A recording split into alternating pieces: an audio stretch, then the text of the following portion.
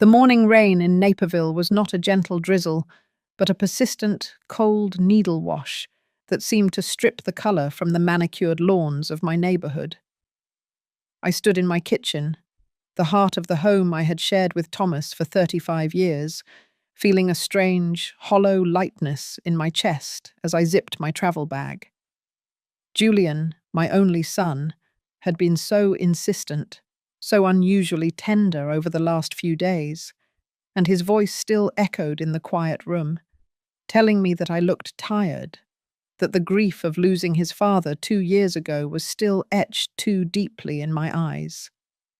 He had arranged everything: a retreat to the old family farmhouse in Galena, a place of dust and memories that had sat silent for a decade, inherited from my parents and largely forgotten in the bustle of suburban life.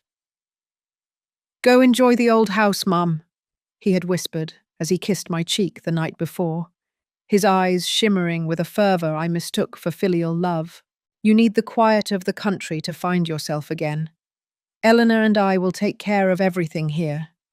Just drive, don't look back, and leave your phone off for once." I believed him, because a mother's heart is designed to filter out the static of suspicion, especially when the signal is tuned to the frequency of her own child's voice. I looked at the framed photograph of Julian on his graduation day, his smile wide and full of the same charisma that Thomas once had, and I felt a surge of pride that he was finally taking charge, finally showing the maturity I had prayed for during his years of erratic business ventures and get-rich-quick schemes. I didn't see the jagged edges of the trap he had laid. I only saw the son who wanted his mother to rest. I was halfway to the garage, the keys to my aging Volvo clutched in a hand that trembled slightly from age and anticipation, when the first heavy thud against the front door stopped me cold. It wasn't the polite rap of a neighbour. It was a rhythmic, authoritative pounding that resonated through the floorboards like a drum of war. My heart began a frantic, uneven race against my ribs. I moved toward the foyer, peering through the sidelight, and the sight that met me was a cold, jagged shard of reality that shattered my peaceful morning. 3 men stood on my porch, their frames clad in dark, rain-slicked windbreakers, with bold yellow letters across the back that read FBI. Behind them, 2 local police cruisers sat at the curb, their lights silent, but their presence absolute. I opened the door, the cold air rushing in to meet the warmth of my home, and a man with eyes like grey flint stepped forward, flashing a gold badge that caught the dim morning light. "Margaret Sullivan?" he asked, his voice a flat, clinical rasp. I nodded, my tongue suddenly a heavy, dry stone in my mouth. "I'm Special Agent Miller with the Financial Crimes Division. We have a federal warrant for the seizure of this property and a summons for your immediate questioning regarding a multi-state bank fraud and money laundering scheme involving Sullivan Global Holdings." The words didn't make sense. Sullivan Global Holdings was a name I had seen on a few documents Julian had asked me to sign months ago. "Just some restructuring for the estate, Mum, to keep things simple," he had said with that blinding, reassuring smile. I felt the world tilt, the familiar walls of my hallway suddenly closing in as if they were made of cardboard. "There must be a mistake," I whispered, my voice a pale imitation of my own. My son manages our affairs. He's away on business." Agent Miller stepped into my foyer, his gaze sweeping over the family portraits, the antique hutch, the life I had meticulously curated, with a look of profound, professional indifference. "Mum, your son, Julian Sullivan, and his wife, Eleanor, were flagged leaving O'Hare International Airport late last night on a private charter to a non-extradition jurisdiction. According to our records, you are the sole registered officer of Sullivan Global. Your signature is on the loan applications for $2,500,000, all of which was funneled through shell corporations before vanishing into offshore accounts. This house, your retirement funds, and every asset in your name were used as collateral. As of 8 o'clock this morning, this property is in federal receivership. The humiliation was a physical weight, a cold, oily slick that coated my skin as they began to move through my rooms, tagging items, opening drawers, and treating the sanctuary of my marriage as if it were a crime scene. I stood in the center of my living room, the place where Julian had opened his Christmas presents, where Thomas had held me after my mother died, and I realized I was not just a mother anymore. I was a casualty of a calculated, predatory strike. The realization of Julian's final words, "Go enjoy the old house, Mum," began to burn in my chest like a slow-acting poison. He hadn't sent me to Galena for a retreat. He had sent me there because it was the only piece of land he couldn't easily liquidate, a place where I would be out of the way, isolated, and silent while the federal government dismantled my life. Eleanor's influence was everywhere in this betrayal, her cold, ambitious hand visible in the sophisticated layering of the fraud, the way they had used my trust as a blind for their greed. I was a 70-year-old woman with a bag packed for a weekend, standing in the ruins of a 35-year life, and the only person I had left in the world had just handed me a shovel and told me to dig my own grave. The drive to Galena was a blur of grey highway and the rhythmic, mocking swipe of the windshield wipers.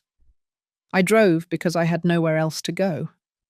The federal agents had allowed me to take my car and one suitcase, their mercy a chilling reminder that I was now a person of interest in a criminal investigation, my bank accounts frozen, my credit cards useless pieces of plastic.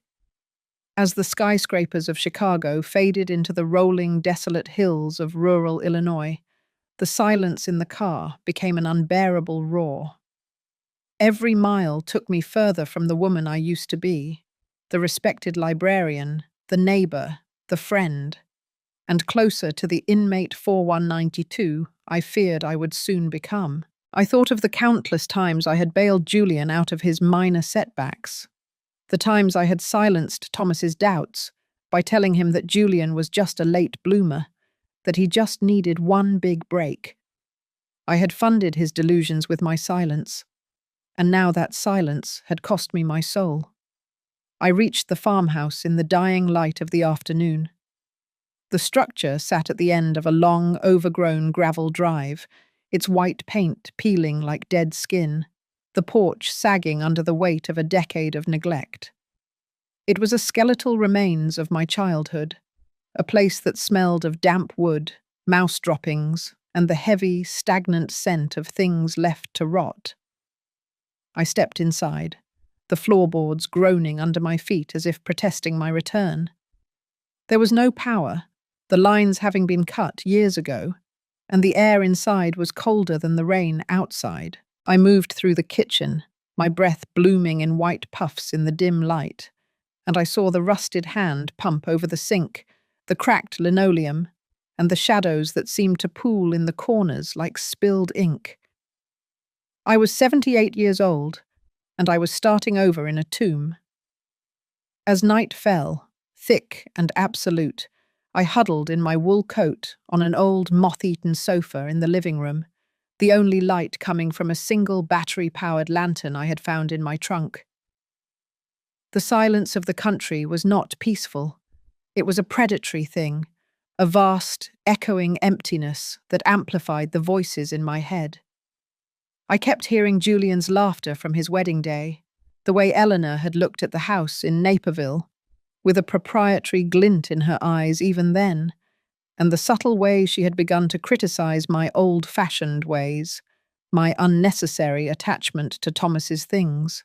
They had played the long game, eroding my confidence, feeding my grief until I was too tired to read the fine print, too eager for their approval to question the documents they slid across the dinner table. My own son had looked me in the eye and used the memory of his father to facilitate a theft that would leave me destitute and potentially imprisoned. I felt a surge of incandescent fury, a white-hot spark in the center of my hollowed-out chest that the cold couldn't extinguish.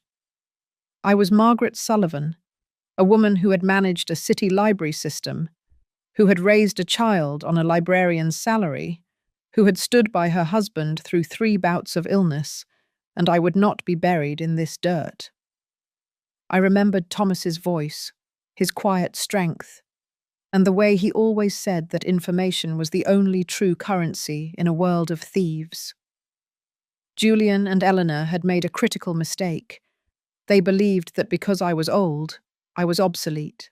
They believed that by stripping me of my home, they had stripped me of my power. But they had forgotten that I was the one who kept the records, the one who understood the filing systems of the soul.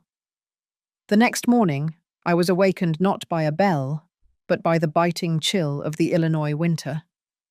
I performed the mandatory tasks of survival, washing my face with ice-cold water from a jug, eating a dry granola bar from my bag, with a mechanical, military efficiency.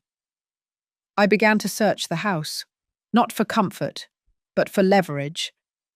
This farmhouse had been in my family for 4 generations, a masterpiece of rural resilience, and my father had been a man of hidden compartments and quiet contingencies.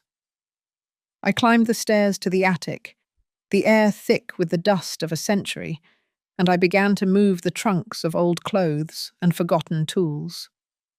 My hands, gnarled by age but steady with purpose, searched for the one thing I knew my father would have kept, the ledger of the deep earth. I found it behind a loose stone in the chimney breast, a small, heavy iron box, rusted at the hinges but still defiant. Inside were not jewels or cash, but something far more lethal to Julian's plans: the original land grants and a series of mineral rights surveys conducted 50 years ago. My father had discovered a vein of rare earth minerals on a small, detached 10-acre plot near the Mississippi River, a piece of land that had been lost in the tax records because of a clerical error in the 1960s. Julian, in his frantic greed to seize the primary estate and the suburban equity, had missed this. He hadn't bothered to look at the worthless rural holdings in their entirety. This land was legally mine, unencumbered by the federal lien, because it had never been declared as part of the Sullivan Global Collateral. It didn't exist on any modern spreadsheet. As I stared at the yellowed maps, the realization began to bloom. I was not a victim in a concrete box. I was a general in a tactical operations center of my own making.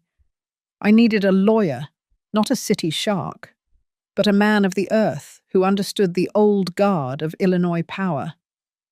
I remembered a name Thomas had mentioned years ago: Silas Vance. He was a retired litigator who lived in a restored mansion on the hill in Galena, a man who had built a career on dismantling the very kind of financial predators Julian had become. I had no money for a retainer, but I had the 3 keys Thomas had told me about: loyalty, old debts, and a name that carried the weight of integrity. The walk into town was 3 miles of freezing wind and gravel, but I didn't feel the ache in my knees. I walked with the cold, unflappable composure of a woman who has already seen the bottom and decided she doesn't like the view. Galena was a town of pink sandstone and colonial memories, a place where people still looked you in the eye. I found Silas Vance's office, a quiet, mahogany-scented sanctum that smelled of old leather and tobacco, much like the library Thomas had loved. Silas was a man in his late 70s, with kind, tired eyes that had seen too much and a posture that remained impeccably upright. "Mrs. Sullivan," he said as I placed the iron box on his desk, my fingers blue from the cold but my gaze level. "I've read the news. The city papers are calling you the architect of the Naperville fraud. They say you've been hiding out here, waiting for the storm to pass." I sat in the uncomfortable wooden chair across from him and leaned forward. "Mr. Vance, I am a 78-year-old librarian whose son just used her life as a human shield. I am not hiding. I am preparing a counterstrike. I opened the box and slid the mineral rights survey toward him. Julian Sullivan thinks he has neutralized me. He thinks he has won $2.5 million and my silence. He is dangerously mistaken.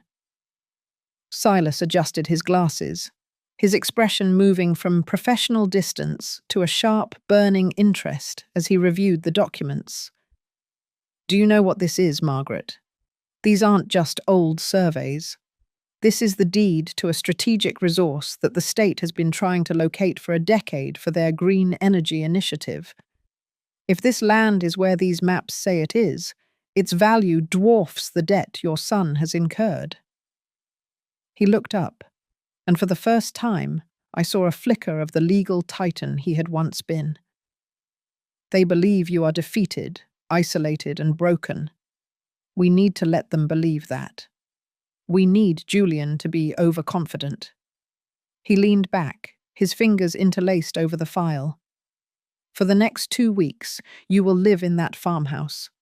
You will be the defeated widow the prosecution expects to see. But you will not be alone. I have a direct line to the U.S. Attorney's Office in Chicago, a man who owes his career to a favor your husband, Thomas, once did for his father. We are going to turn your son's, Sullivan Global, into a federal wire fraud trap that will decimate him and that viper he married. He pushed a clean notepad and a pen across the desk. Start by writing down every conversation, every signature Julian streamlined, and every offshore account Elena mentioned. We aren't just clearing your name, Margaret. We are reclaiming your life. I took the pen, the weight of the injustice and the relief of the unexpected alliance coalescing into a single, burning purpose. I walked back to the farmhouse as the sun began to peek through the grey clouds, a promise of a light that was coming to expose the darkness. My son believed he had buried me in the past, but he had only planted me in the one place where I knew how to grow. The war for my soul, for Thomas's legacy, and for the truth had officially begun. I closed the door of the old house, and for the first time in years, the sound of the lock clicking into place didn't feel like a prison. It felt like a tactical choice. The cold in the Galena farmhouse was a living thing, a sharp, invasive presence that seeped through the cracks in the window frames and settled into my marrow like a permanent resident. I wrapped myself in Thomas's old wool hunting coat, the one that still held a faint, heartbreaking scent of cedar and the peppermint candies he used to keep in his pockets for Julian. Sitting on the edge of the sagging mattress in my childhood bedroom, I watched the rhythmic dance of dust motes in a single pale shaft of September sunlight that pierced the grime of the window. Julian had told me to find myself here, but all I found were the echoes of the woman I used to be and the terrifying shadow of the man he had become. My mind, fueled by hunger and the stinging clarity of betrayal, began to drift backward, unspooling the thread of our lives to find the exact moment the rot had set in. I remembered Julian as a toddler, his small, warm hand tucked into mine as we walked through the stacks of the library, his eyes wide with wonder at the rows of books he thought were doors to other worlds. We had given him everything, not out of wealth, but out of a desperate, sacrificial love that Thomas and I wore like armor. I recalled the nights I stayed up until 2 a.m, my eyes burning under the glow of a single lamp, mending uniforms and sewing costumes so he would never feel the sting of our modest means. Thomas had worked double shifts at the Transit Authority, his large hands calloused and stained with oil, just to ensure that Julian's college fund was a solid, untouchable promise. We believed that by shielding him from the wind, we were teaching him how to stand. Instead, we were only ensuring he never learned the value of the ground beneath his feet. The silence of the farmhouse was occasionally broken by the structural groans of the settling wood, sounds that I once found comforting, but now felt like the ticking of a countdown clock. I thought of the day Julian brought Elena home to Naperville. She was polished, sharp-edged, and radiated an ambition that felt like a cold draft in our warm living room. She looked at our comfortable, lived-in furniture with a clinical, evaluating gaze, as if she were already mentally listing the items for a garage sale. Eleanor didn't just walk into Julian's life. She colonized it, subtly eroding the foundations of his character, until he viewed Thomas's integrity as a burden and my devotion as a resource to be exploited. I remembered the first time Julian asked me to co-sign a minor business credit line. I had hesitated, feeling a prickle of intuition in my bones, but he had looked at me with Thomas's eyes and told me he just needed a bridge to the future. I signed because I wanted to believe in his dreams, and because Elena was standing behind him, her smile a masterpiece of predatory reassurance. That single signature was the first drop of blood in the water, and they had been circling ever since, waiting for the moment I was most vulnerable, the moment Thomas's heart finally gave out. Hunger has a sound that no one else hears, a hollow, scratching silence that grows from within until it consumes your ability to think of anything but the next bite. I had been eating only hard bread and small portions of canned soup for 3 days, hoarding my meager supplies like a prisoner of war. Every time my stomach cramped, I thought of Julian and Eleanor at some luxury resort, drinking champagne that cost more than my monthly property taxes, laughing about the old-fashioned mother who was currently rotting in the woods. The humiliation was a bitter, metallic taste in my mouth. I had spent 40 years building a reputation of dignity and service, only to be branded a federal criminal by the one person I would have died to protect. The townspeople in Galena, usually kind, now looked away when I walked to the local market to buy my single loaf of bread. I was no longer Maggie Sullivan, the librarian. I was the Sullivan fraud, a cautionary tale whispered over morning coffee in the pink sandstone buildings downtown. In the long, freezing nights, I huddled in the dark, the battery-powered lantern casting long, distorted shadows on the peeling wallpaper. I began to treat my isolation as a tactical discipline. If I were truly the architect of a fraud, I would be planning my next move, and Julian's greatest mistake was assuming that my age had robbed me of my sharpness. I spent hours in the attic, going through the old ledger I had found, my fingers tracing my father's meticulous handwriting.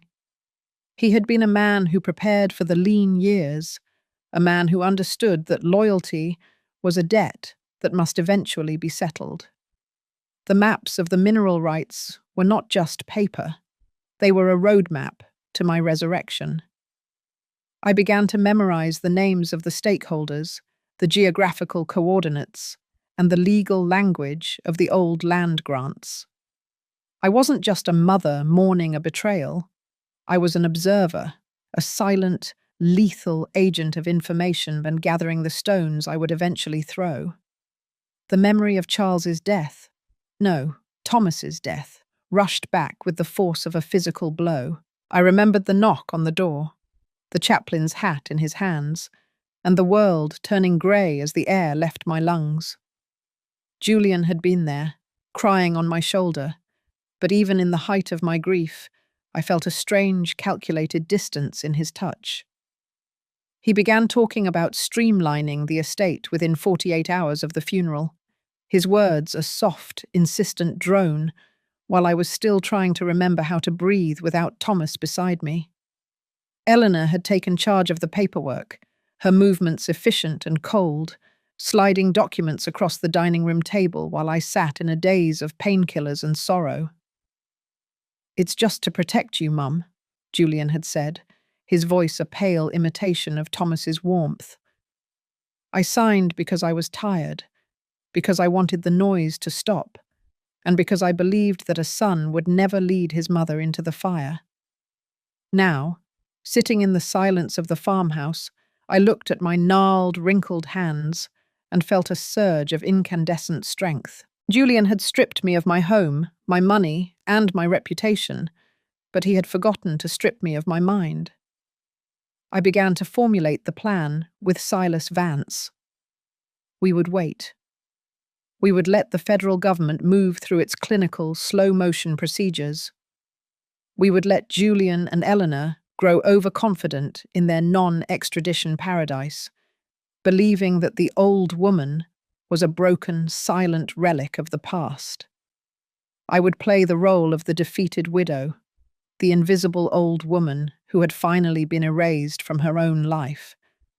But every day I was in this farmhouse, I was reclaiming a piece of myself that I had given away to Julian bit by bit over 32 years.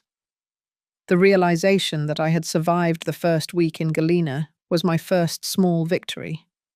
I had managed to fix a small leak in the roof using an old tarp and some heavy stones, my fingers bleeding from the cold, but my heart steady. I had found a hidden stash of my mother's preserved peaches in the back of the pantry.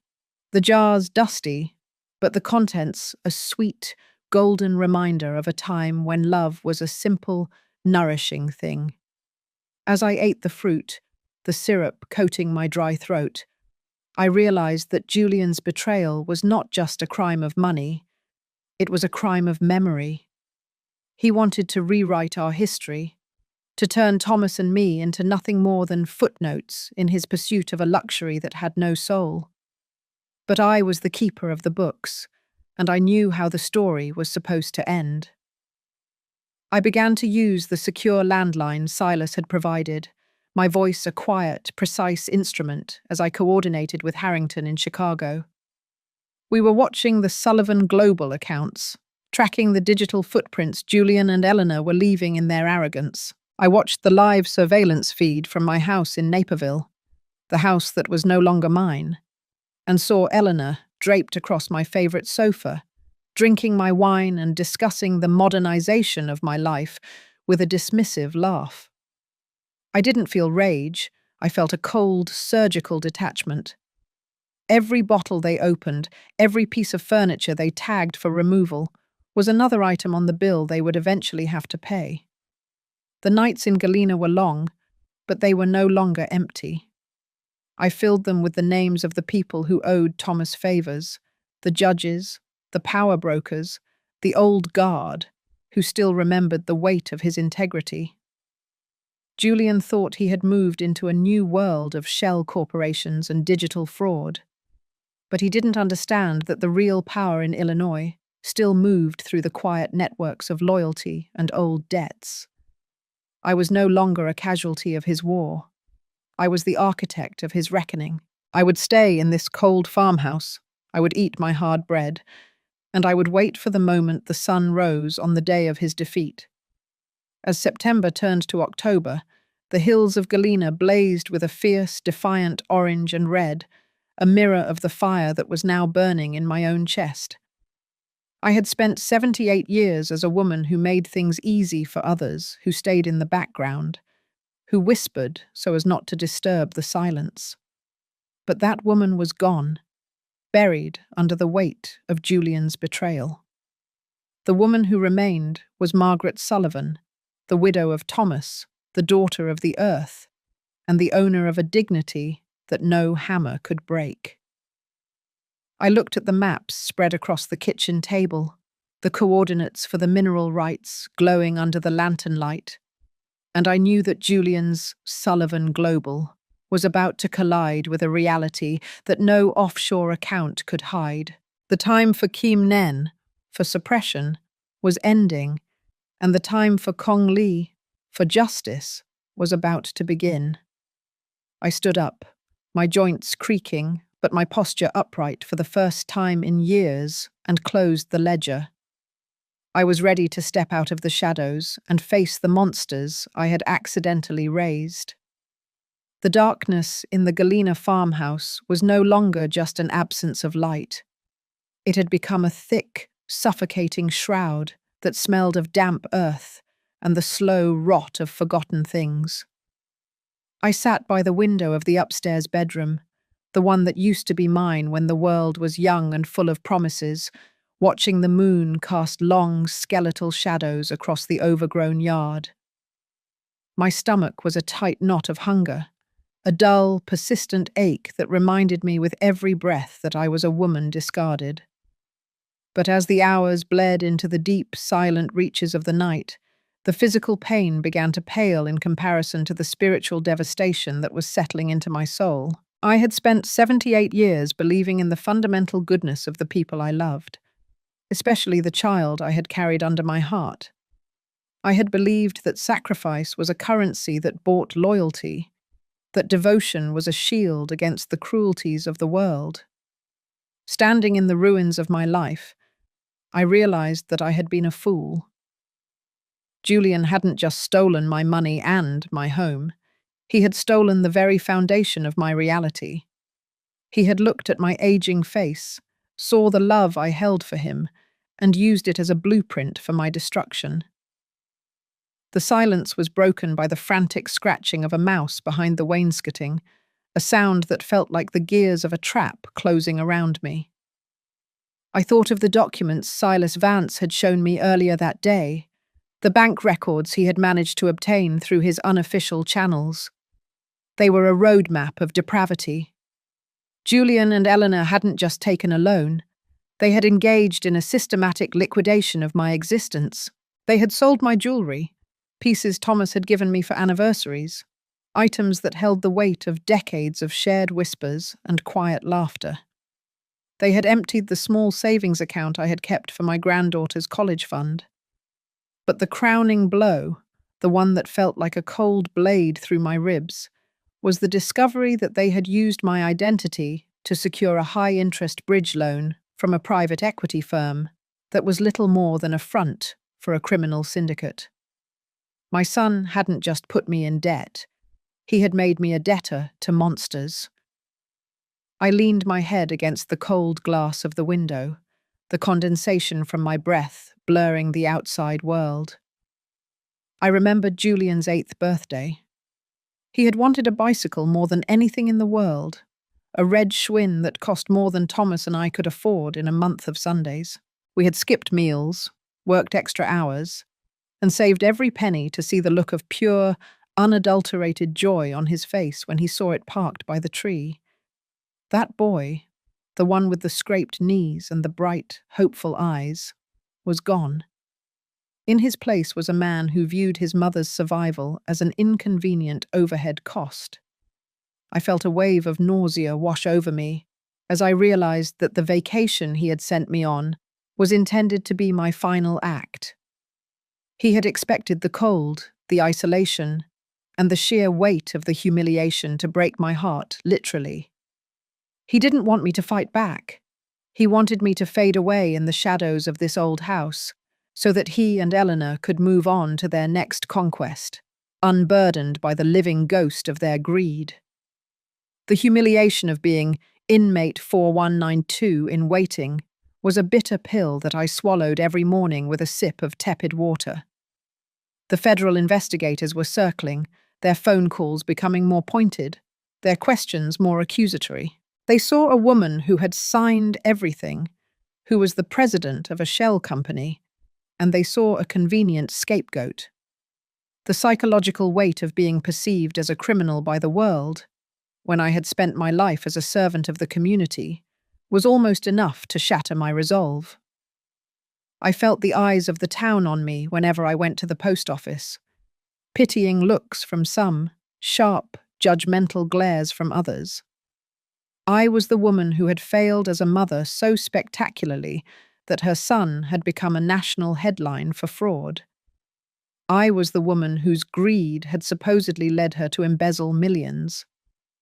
The truth was a quiet, fragile bird trapped in a cage of fabricated evidence, and I was the only one who could hear its song. But it was in this heart of darkness, this absolute zero of the soul, that the iron Silas Vance spoke of began to forge itself. I stopped crying. The tears had been a luxury of the person I used to be, a woman who still hoped for a miracle. The woman I was becoming didn't need miracles. She needed data. I spent my nights in the attic, the light of my lantern flickering against the rafters, going through every scrap of paper I had brought from Naperville. I began to find the patterns. Elena's handwriting was on the sticky notes attached to the most damning documents. Julian's distinctive, rushed signature was always paired with a date when I was known to be elsewhere, attending a garden club meeting, visiting a friend in the hospital, or at the cemetery with Thomas. They were arrogant. They believed I was too distracted by my grief to notice the timeline. They believed I was too technologically illiterate to understand the digital breadcrumbs they were leaving behind. I met Silas again in the dim light of his study, the air thick with the smell of old books and the promise of a fight.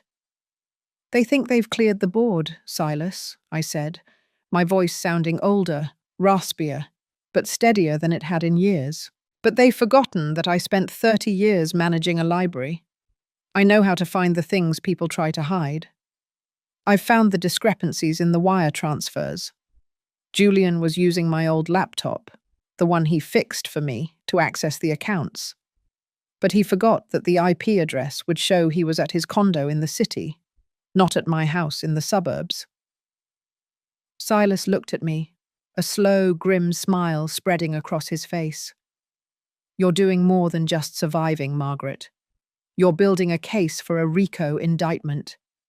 If we can prove that Eleanor was the one who set up the shell corporations in the Cayman Islands using your forged power of attorney, we don't just clear you, we bury them." The Kim Nen, the suppression of my own instincts, was finally over. I began to see the world not as a place of safety that had been stolen from me, but as a battlefield where I held the high ground. I realized that my perceived weakness was my greatest strength. Because they thought I was a broken old woman, they weren't watching me. They were busy celebrating their victory, buying property in a country that wouldn't send them back to face the music. But the music was already playing, a low, discordant hum that was growing louder every day.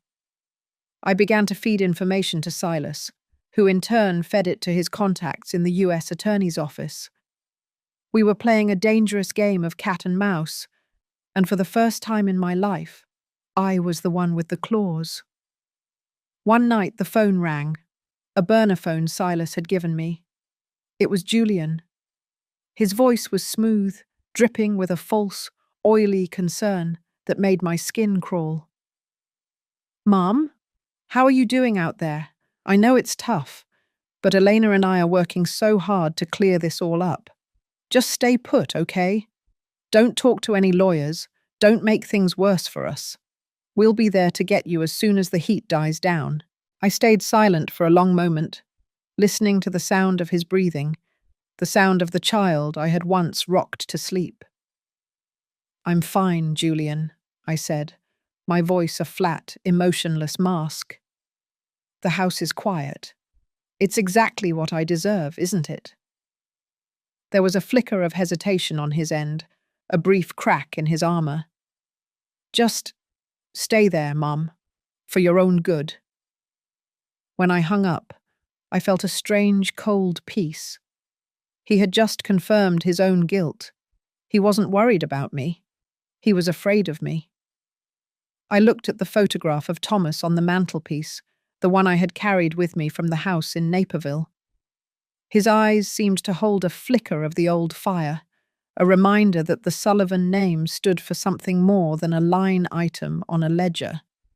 I wasn't just fighting for my freedom. I was fighting for the dignity of every woman who had been told she was too old to matter, too soft to survive, or too motherly to be a threat. The darkness of Galena was no longer a prison. It was a cocoon. And when I finally emerged, I wouldn't be the mother Julian expected. I would be the storm he never saw coming. I spent the rest of the night mapping out the final pieces of the puzzle. I had the mineral rights, I had the forged signatures, and I had the digital trail of their betrayal. But I needed one more thing. I needed to see the look in Elena's eyes when she realized that the old woman had outmaneuvered her. I needed to witness the moment the power shifted. As the first light of dawn began to grey the horizon, I felt a sense of clarity that was almost holy. I was Margaret Sullivan, and I was no longer afraid of the dark. I was the dark, and I was coming for them. The heavy iron box on the kitchen table felt like an anchor in a storm, its rusted surface a testament to the fact that some things are built to endure the salt and the rot of time. I sat in the flickering amber light of a single kerosene lamp, my fingers tracing the jagged lines of the mineral surveys I had unearthed from the chimney's secret heart. For the first time since the FBI had darkened my doorstep in Naperville, the air in my lungs didn't feel like crushed glass. I was no longer just Margaret Sullivan, the widow who had been discarded like a piece of broken furniture. I was a woman holding the deed to the very earth Julian and Eleanor had tried to bury me in. The realization that they had missed this, that in their frantic, shallow greed, they hadn't bothered to look past the surface of worthless, rural dirt, was a fragile, sparking hope that began to illuminate the corners of my mind. I looked at the coordinates, my librarian's brain cross-referencing the decades-old data with the current geological maps Silas Vance had provided. This 10-acre plot, hidden under a clerical error and a century of family silence, sat directly atop a rare earth mineral deposit that the state was desperate to secure for their new energy initiative. Its value was not just in the millions, it was a strategic asset that carried the weight of political influence. I wasn't just wealthy again, I was powerful. But power is a dangerous thing if revealed too soon, a lesson I had learned from watching Julian's clumsy, loud attempts at success. I needed to move with the silence of a shadow. Silas and I spent the next 3 days in a fever of tactical planning, the farmhouse kitchen transformed into a war room. We communicated through encrypted channels Silas had established, his voice over the phone a steady, rhythmic cadence of legal strategy. "They are going to try to sell the Naperville house on the 15th, Margaret," he told me, his tone as cold as the frost on the window pane. "Julian has a buyer lined up, a shell company that Elena is secretly managing. It's a classic equity stripping maneuver. They want to wash the money through the house before the federal lien fully hardens. If they succeed, they vanish with the cash, and you are left with the criminal liability for the original fraud." I felt a shiver of icy resolve. They were coming for the last piece of my history, the home where Thomas's scent still lingered in the closets. But this time, I wouldn't be standing on the porch crying. I would be the ghost in the machine. We initiated the first phase of our counterstrike, the Phantom Asset Gambit. Using the mineral rights as collateral in a way that wouldn't trigger the federal monitors, Silas helped me secure a private, confidential line of credit through an old money trust in Chicago that loathed the kind of new money predators Eleanor represented. For the first time in weeks, I had resources. I didn't spend a dime on comfort. I didn't buy better food or fix the heating. I stayed in the cold, wearing my layers of wool, fueling my body with the bare minimum. I needed the world, and most importantly, I needed Julian to see me as the broken, destitute woman they had created. I needed the FBI surveillance to record me as a harmless relic of a bygone era. I spent my days walking the perimeter of the farmhouse, head bowed, shoulders slumped, playing the role of the defeated mother to perfection, while beneath my coat, I carried a high-end recording device and a tablet that Silas had taught me to use to monitor the digital movement of Sullivan Global. The psychological toll of this double life was a heavy, suffocating weight. Every time I looked in the mirror, I saw a stranger, a woman with eyes of flint and a heart that was hardening into something unrecognizable. I thought of the nights I had spent rocking Julian through his fevers, the way I had defended his every mistake as growth, and the way I had allowed my love to blind me to the predator he was becoming. The pain of that realization was a sharp, jagged edge that I used to keep myself awake. I wasn't just fighting for my house. I was fighting to reclaim my own judgment. I was fighting to prove that the 40 years I spent as a librarian, a wife, and a mother hadn't been a waste. I was turning my pain into a surgical instrument. One afternoon, a black SUV pulled up the long gravel drive. My heart hammered against my ribs, a panicked bird in a cage, but I forced my hands to stay still. I stepped onto the sagging porch, pulling my shawl tight, looking every bit the frail victim. The man who stepped out was not an FBI agent. He was a private investigator hired by Eleanor, a man named Miller with a face like a closed book. He walked up to the porch, his eyes sweeping over the peeling paint and the overgrown weeds with a look of profound contempt. "Mrs. Sullivan," he said, tipping a hat he didn't really mean, "I'm here on behalf of your son. He's concerned you aren't managing well out here. He's sent some papers for you to sign. A voluntary relinquishment of the Galena property to Sullivan Global. In exchange, he's willing to pay for a very nice assisted living facility in Florida, under a different name, of course, to keep you safe from the authorities." The audacity of the move was breathtaking. They wanted the farmhouse, too. They wanted me silenced in a gilded cage in a state where I would have no legal standing, hidden away like a shameful secret. I looked at the papers he held out, the ink dark and predatory. I felt a surge of rage so intense I feared I might scream, but I channeled it into a trembling hand. I looked at Miller, my eyes watering, not from grief, but from the cold wind and the sheer effort of the deception. He wants me to go to Florida," I whispered, my voice cracked and small. "He thinks I can't take care of myself." Miller nodded, a patronizing smile touching his lips. "It's for the best, Margaret.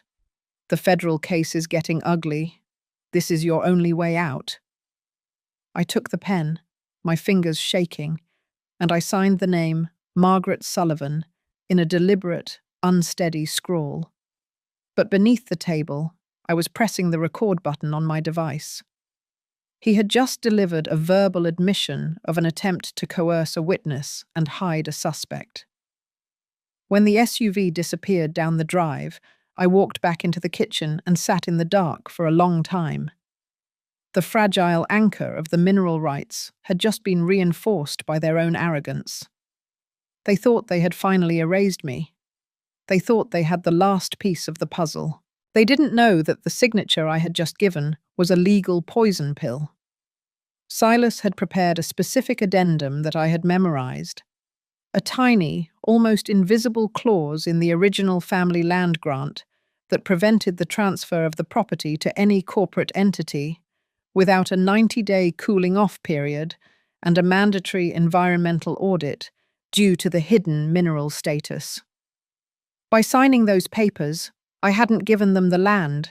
I had triggered a legal alarm that would freeze all of Sullivan Global's assets for a mandatory investigation.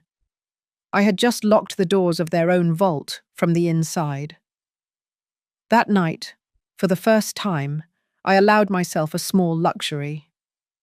I heated a can of beef stew on the old wood stove and sat by the fire, the warmth a strange alien sensation against my skin.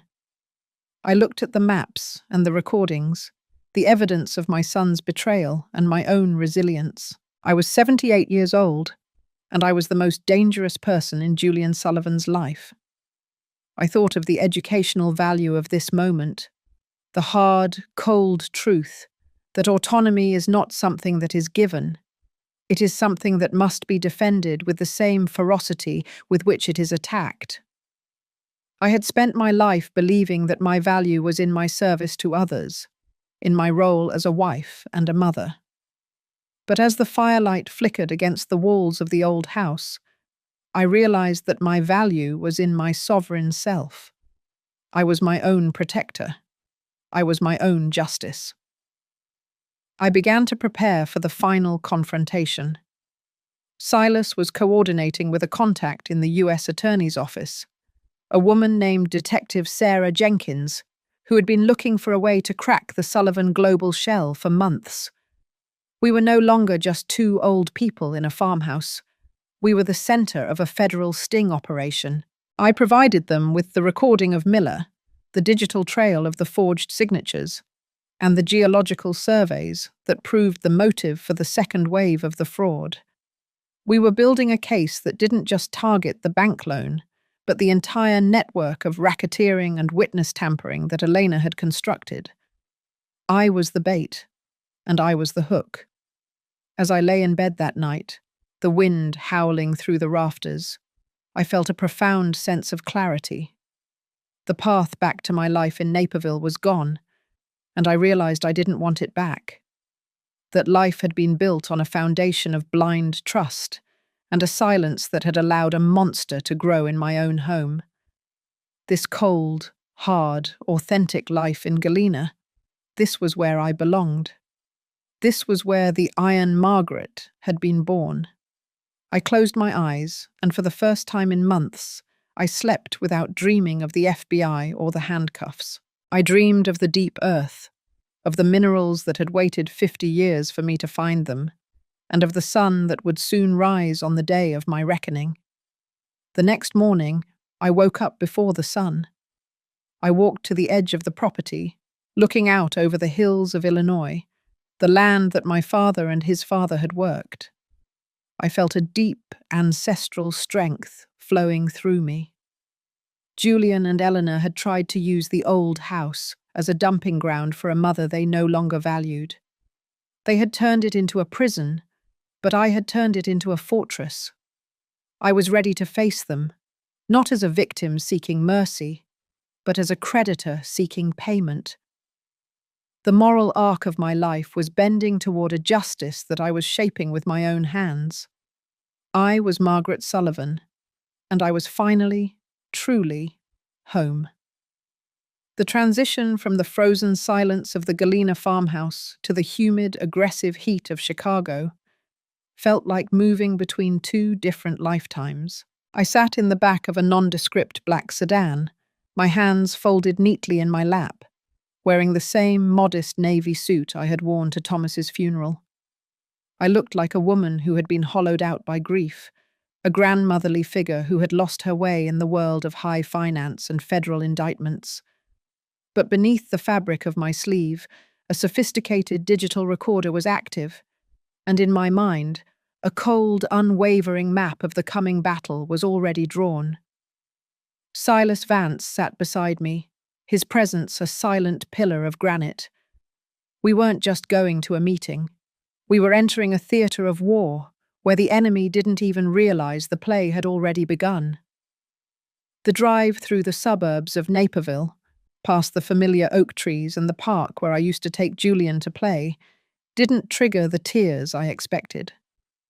Instead, it triggered a sharp, clinical observation of the rot that had been allowed to fester in the name of family loyalty. I saw my house, the house Thomas and I had built with 40 years of sweat and careful budgeting, and I saw the sleek, silver Mercedes parked in the driveway that didn't belong to any of us. It was a trophy of the theft, a gleaming symbol of the life Julian and Eleanor had bought with my dignity. We arrived at the downtown office of Miller, the private investigator who had tried to coerce me in the country. The air in the high-rise was thin and smelled of expensive floor wax and desperation. I walked with a calculated limp, leaning heavily on a cane that Silas had suggested I carry to emphasize my frailty. When we entered the conference room, Julian and Eleanor were already there, flanked by a team of lawyers who looked like they were carved from ice. Julian stood up, his face a masterpiece of manufactured concern. "Mom," he said, his voice cracking with a theatricality that made my stomach churn. "I'm so glad you decided to come in. We can fix all of this. We can get you to Florida and put this whole nightmare behind us." I didn't answer. I allowed Silas to pull out my chair, sitting down with a slow, labored movement that drew their pity. Eleanor didn't stand. She sat at the head of the table, her eyes scanning me like a predator checking for a pulse. Margaret, she said, her voice a sharp, polished blade. We've finalized the transfer documents for the Galena property. Once you sign the secondary affidavits for the Sullivan Global Debt Restructuring, the federal authorities will have no choice but to look elsewhere for the discrepancy. You'll be safe. We'll all be safe. I looked at her, and for the first time, I didn't look away. I saw the arrogance in the way she held her pen, the way she dismissed me as a spent force. You've been very busy, Eleanor, I said, my voice quiet, but carrying a weight that caused Julian's smile to falter. $2,500,000 is a lot of money to move in 90 days, sir. It must be exhausting, keeping track of all those shell companies in the Caymans while trying to decide which assisted living facility to dump your mother-in-law in. The room went silent. The lawyers shifted in their seats, their professional masks cracking. Julian's face went pale, the tan from his business trip suddenly looking like a cheap orange stain. Mum, what are you talking about? You're confused. The stress of the farm. I reached into my bag and pulled out a stack of documents, sliding them across the polished mahogany table with a steady, deliberate hand. I'm a librarian, Julian. I've spent my life organizing information. Did you really think I wouldn't notice that the IP addresses used to forge my digital signature on the bridge loans originated from your condo while I was at your father's graveside? Silas leaned forward, his voice a low, rhythmic rumble that filled the space like a coming storm. What my client is saying, Mr. Sullivan, is that the Sullivan Global Network is no longer a secret. We have the mineral rights surveys from Galena that prove you attempted to defraud the estate of a strategic asset. We have the recordings of your investigator attempting to intimidate a federal witness. And more importantly, we have the cooperation of the U.S. Attorney's Office. At that moment, the double doors of the conference room swung open, and Special Agent Miller, the real one, the one from the FBI, stepped in, followed by two other agents. The private meeting was over. The cleansing had begun.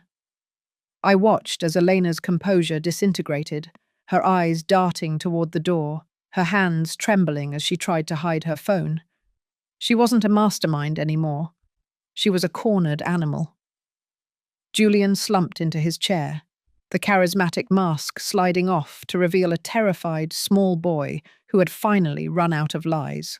The next 3 hours were a blur of legal maneuvers and the cold, surgical extraction of the truth. I sat in that room and watched as the network of power Julian and Eleanor had built, the corrupt bankers, the crooked lawyers, the false buyers, was dismantled piece by piece. I provided the final key, the hidden ledger from my father that contained the original, unencumbered deeds to the Naperville house, proving that the loan Julian had taken out was based on a fraudulent title. Because the property had never been legally transferred to him, the bank's lien was invalid against me, but fully enforceable as a criminal charge of bank fraud against him. I wasn't just clearing my name. I was reclaiming my home through the very laws they had tried to subvert. The educational value of this moment was a bitter, necessary medicine.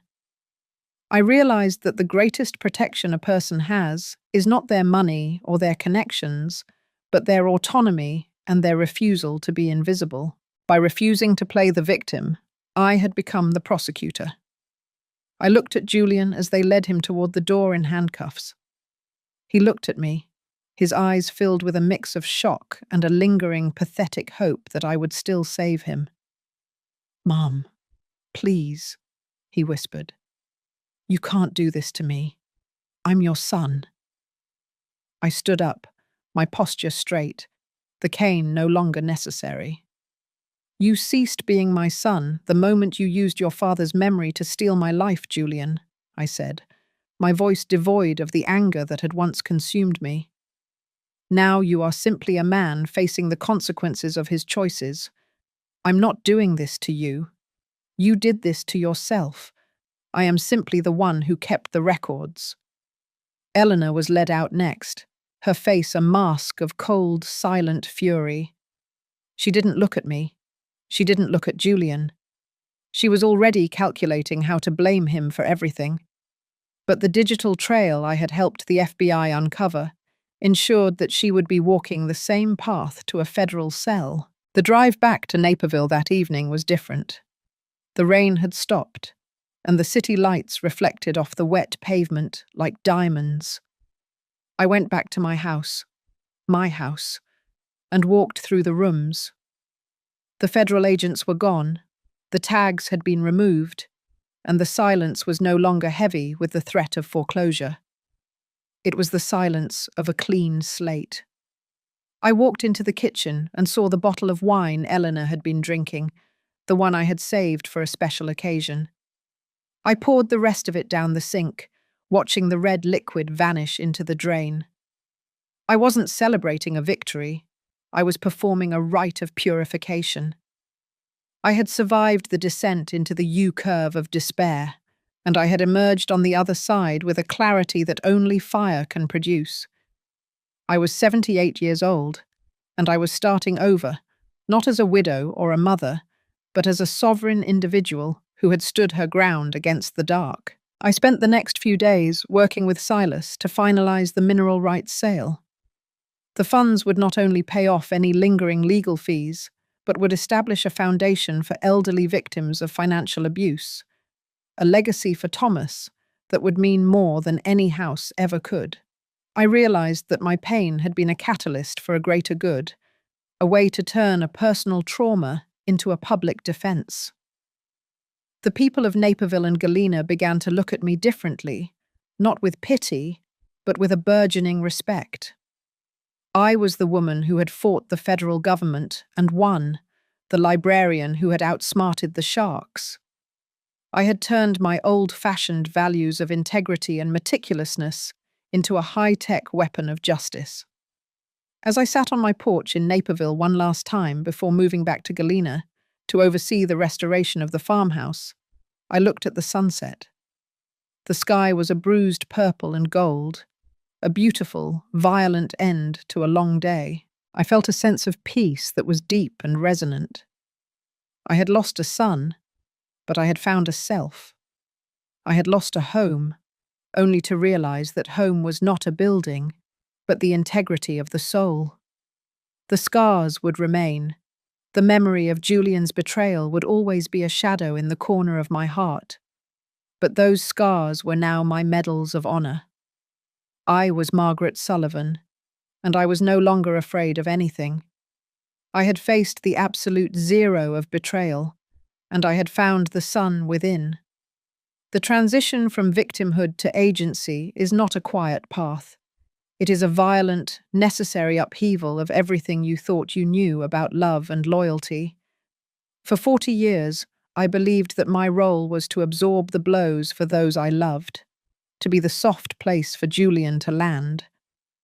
But in the cold light of the Galena farmhouse, I learned that true love requires the strength to say no, and true loyalty is to the truth, not to a person who hides from it. By holding Julian accountable, I was performing the ultimate act of motherhood.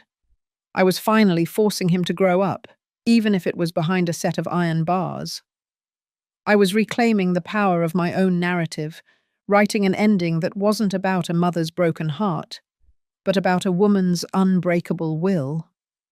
I looked at the framed photograph of Thomas one last time. I felt like he was smiling, not because I had won, but because I had stood up. I had defended the name he had given me, and I had defended the life we had built together. I closed the door to the Naperville house and turned the key, the sound a final, satisfying click. I was going back to the country, to the dirt and the minerals and the honest labor of restoration. I was going back to the old house, and this time I wasn't a prisoner. I was the owner. I was the architect. I was free. The trauma of betrayal is a profound earthquake that shatters the very architecture of a person's identity, leaving behind a landscape of jagged glass and cold ash. Yet in the aftermath of such devastation, there exists a sacred opportunity for a radical rebirth. To forgive oneself for the crime of being too trusting is the first step toward reclaiming a soul that was never truly lost, only momentarily overshadowed. I have learned that justice is not merely a verdict delivered by a man in a black robe, but a state of being where one's dignity is no longer negotiable. The light that found me in the ruins of my son's greed was not a miracle. It was the inevitable result of choosing the truth over the comfort of a lie. I carry the scars of this war not as wounds, but as proof that a heart, once broken, can be reforged into something far more resilient and infinitely more luminous than the original. The skyline of Chicago began to retreat in my rearview mirror, a jagged silhouette of glass and steel that no longer held the power to intimidate me.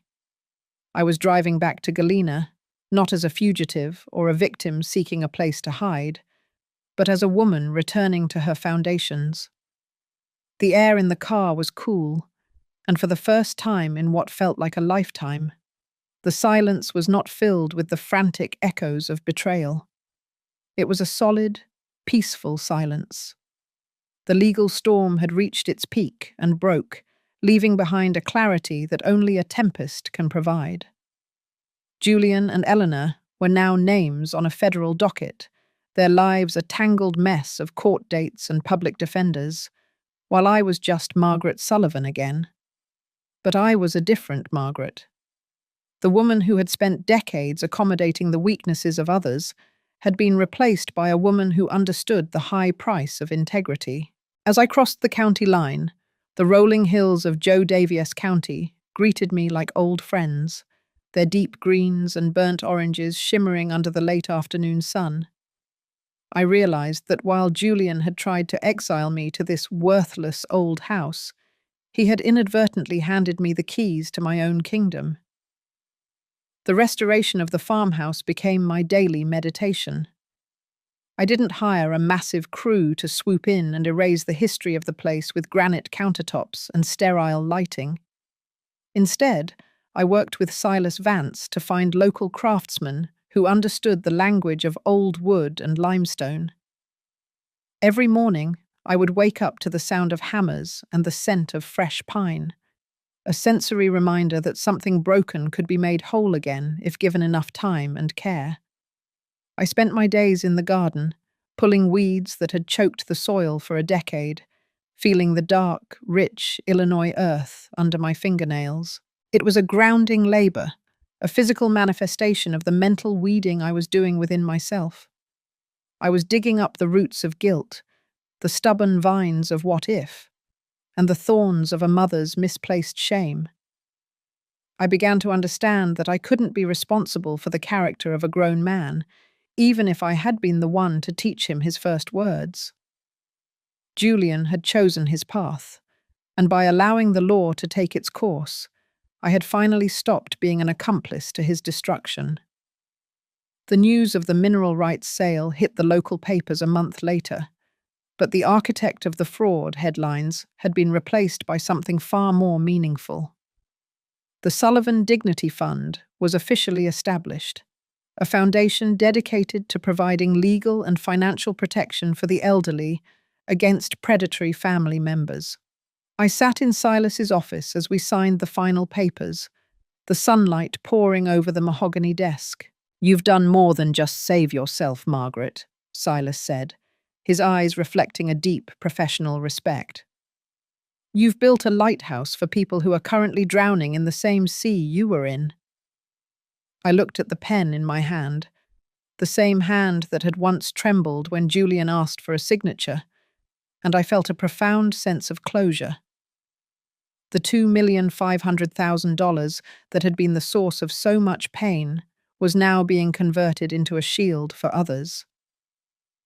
My father's secret ledger had become a testament to the fact that the earth beneath our feet holds more than just minerals.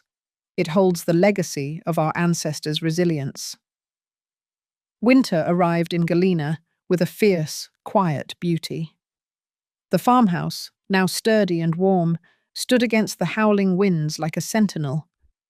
I spent the long evenings by the fireplace, reading the books I had saved from the Naperville house, the ones that held the memories of Thomas.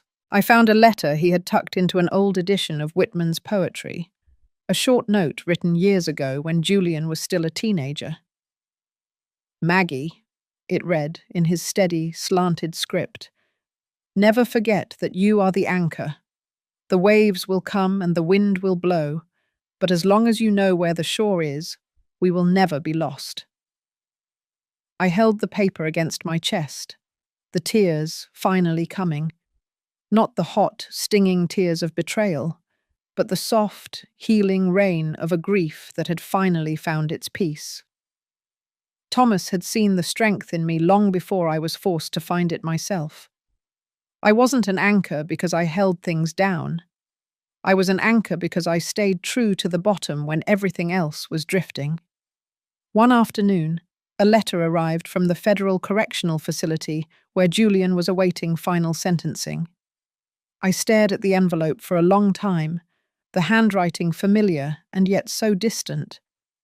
I didn't open it immediately. I made myself a cup of tea, sat by the window, and watched the snow blanket the fields. When I finally broke the seal, the words inside were a desperate plea for a character reference, a request for me to tell the judge about the boy he used to be. He spoke of Eleanor as the one who led him astray, the one who whispered the ideas into his ear. He was still hiding, still shifting the weight of his own soul onto someone else's shoulders. I picked up my own pen and wrote a single sentence in response. The boy you used to be is a memory I will always cherish, but the man you chose to become is someone I no longer know. I didn't send a reference. I didn't offer a lifeline. To do so would have been an insult to the journey I had just completed. I was no longer a soft place to land. I was the hard truth he needed to face. The community in Galena began to change around me as well. I was no longer the strange woman in the old house. I became a fixture at the local library, volunteering to organize their historical archives. I saw the way people looked at me now, not with suspicion, but with a quiet, appreciative curiosity. I was a woman who had faced the ultimate betrayal and didn't break. I began to host small gatherings at the farmhouse, inviting other women who had lost their husbands or felt invisible in their own lives. We talked about autonomy, about the law, and about the importance of keeping one's own keys. I realized that the education I had gained through my trauma was a gift I could share. I was teaching them that aging is not a process of disappearing, but a process of refining. We were like the minerals in the ground, compressed by time and pressure until we became something indestructible. As the first signs of spring began to peek through the melting snow, I took a walk to the edge of the property where the mineral plot sat. The state had begun its preliminary work, but they were doing it with a respect for the land that I had insisted upon in the contract. I stood on the ridge, looking out over the river, and I felt a lightness that was almost holy. My life in Naperville was a closed book, a beautiful story with a tragic middle and a triumphant ending. I didn't miss the suburban comforts or the social circles that had vanished the moment the handcuffs clicked. I preferred the cold, honest wind of the country and the company of people who knew the value of a hard-earned reputation. I had lost my home, my money, and my son, but in the ruins I had found Margaret. And Margaret was more than enough. The final legal hurdles were cleared by the time the lilacs began to bloom. The Naperville house was sold, the debts were settled, and the Sullivan Dignity Fund was thriving. I sat on my new porch, the wood smooth and warm under my feet, and watched the sunset paint the sky in shades of violet and gold. The scars were still there, of course, a permanent ache in my heart whenever I saw a mother and son laughing in the park. a sudden chill whenever I heard a voice that sounded like Elena's. But those scars didn't define me anymore. They were the topography of my survival, the map of a journey that had led me back to my own strength. I was 79 years old, and for the first time in my life, I was completely, unapologetically free. I had survived the U-curve of the soul, and the view from the other side was breathtaking. I looked at the old farmhouse, its white paint gleaming in the twilight, and I knew that it would stand for another 100 years. It had survived neglect, storms, and the attempt to turn it into a prison. It was a home again, and so was I. I walked inside, the floorboards offering a familiar, welcoming creak, and closed the door. I didn't lock it out of fear anymore. I locked it simply because I was the one who held the key, and I was the only one who decided who was allowed to enter my sanctuary. The story of the Sullivan fraud was over. The story of Margaret's rebirth was just beginning. I turned off the lamp and let the moonlight fill the room, a cool silver light that revealed everything exactly as it was meant to be. The journey through trauma is not a straight line, but a spiral that leads us deeper into ourselves than we ever thought possible. To face the betrayal of one's own blood is to stare into an abyss that threatens to swallow every good memory and every shred of hope. Yet it is precisely in that darkness that we find the iron within, the part of us that cannot be stolen, forged, or broken. I have learned that the ultimate form of self-care is not comfort, but the fierce protection of one's own dignity and legal autonomy. Forgiveness is not a gift we give to those who hurt us. It is the act of unburdening our own hearts so that we can walk toward the light.